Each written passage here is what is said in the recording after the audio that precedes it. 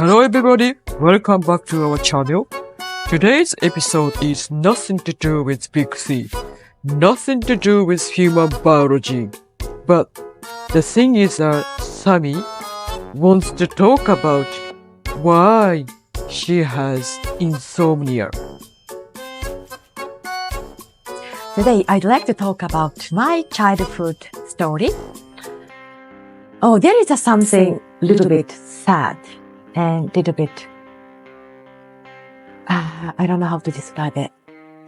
Try to remember my childhood memory. Always makes me sad.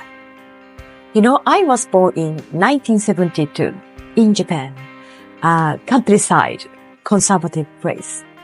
I was raised by single mom. I am the illegitimate child.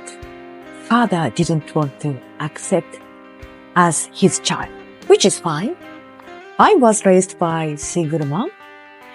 I think she couldn't understand how to raise a fatherless child back then. So she decided to change her job, which was nighttime job. She would leave our place around 3 p.m. and then she wouldn't come back until the next morning, meaning that I have no caretaker, no observation at age 4. Well, the thing is that she left me abandoned of food. Sometimes she was absent for a couple of days, leaving me alone. It started happening at the age of 4, obviously. I was so lonely. Sometimes I scratched my cheek until they badly red, hoping that my mom would come back to look after me. It didn't happen. Also, because of my anxiety, I frequently wet the bed. Even in my early teens, I couldn't help it. Being completely alone, waking up from a nap. I realized that I was alone. I started to cry for hours and hours. Even I vomited because of that long time crying. It happened sometimes once in maybe 3 days. I was crying. And food took care of my vomit? No one. I felt very miserable, even though I was just a 4, 5, 6-year-old kid. The thing is that at the age of 6 or 7, somewhere around, my mom's boyfriend lived with us, not in the same room. He lived in the next floor of the apartment. He didn't work. He just relied on mom's revenue. He wasn't a violent person in the daytime, but at night he got drunk. He became extremely violent. He didn't hit or punch us, but when he got really angry and drunk, he cut himself. He cut his arms and legs. And then he showed us his blood. A lot of blood. Really, really terrible moments. It's terrible thing happened quite a lot. And the thing is that one day, the guy disappeared. Later on, one Thursday, 8:45 p.m., I was watching TV show. I was enjoying that. Then suddenly, it smelled old and funny. What I realized was the fact that house was fired. Great amount of smoke, which was coming from the floor below. Luckily, on that day, my mom was working at the same block of the neighborhood. I called my mom, and a couple of minutes later, she managed to find a way to get to our place. And we escaped together. I was black from top to bottom because of that smoke. Inhaled many nasty substances, kept coughing, trembling. As it turns out, the police discovered the fact that the mom's boyfriend tried to kill me. This is the fact that someone tried to kill me and I have no caretaker. Who the hell is going to protect me?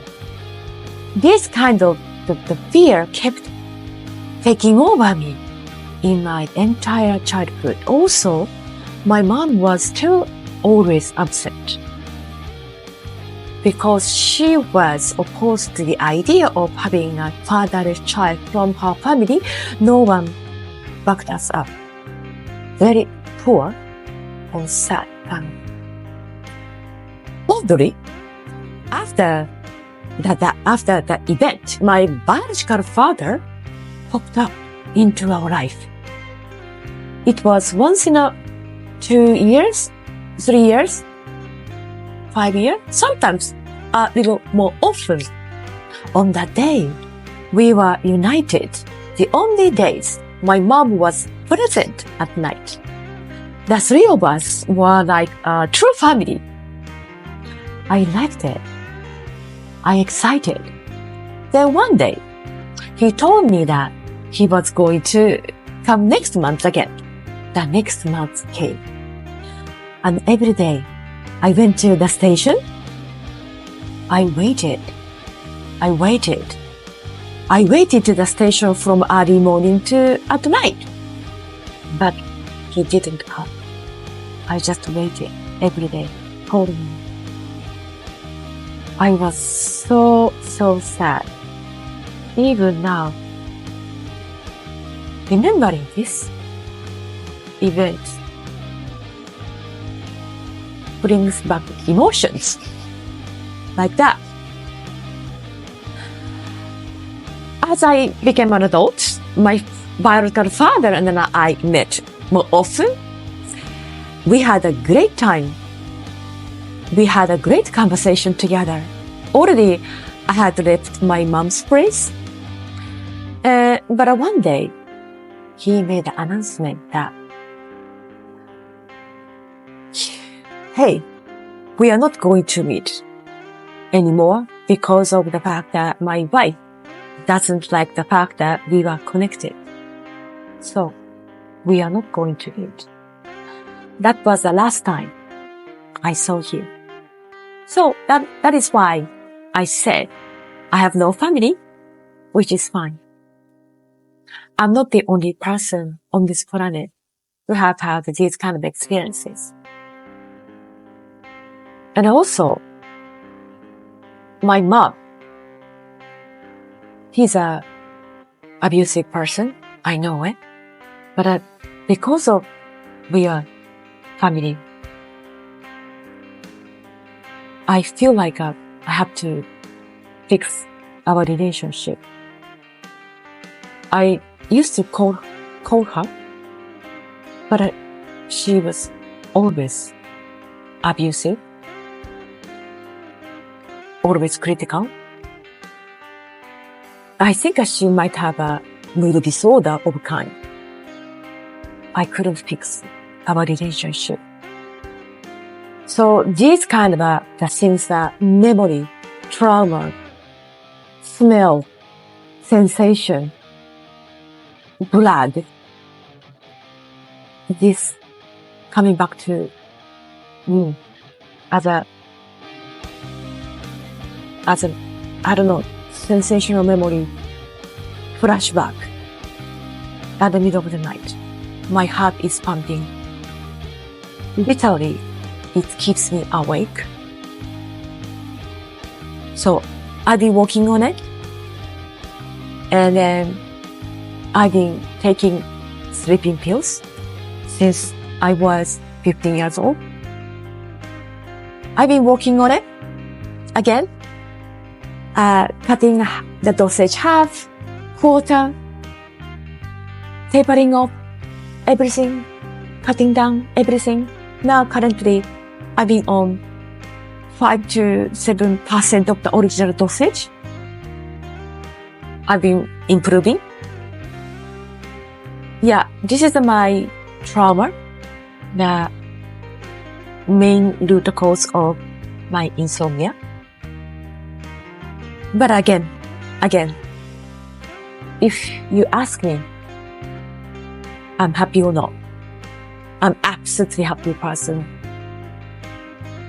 The reason I decided to share my childhood story to help people who have the same experiences because of the fact that I am getting the love, prayers, encouragement, kind words from my community people. Without you guys, I would have been dead. My positivity is not something that I'm possessed naturally, no. I'm getting a lot of courage from you guys. That's why my sharing story is my way of giving you back into our community. So, the show must go on. Keep going. Keep our health journey going. Thank you very much for listening. Yes, correct. It's easy for us to victimize ourselves, but the show must go on. Today's episode is a little bit heavy and dark, but there is a great value to it. Thank you, SamI. You are welcome. Talk to you soon. Bye bye. Bye bye.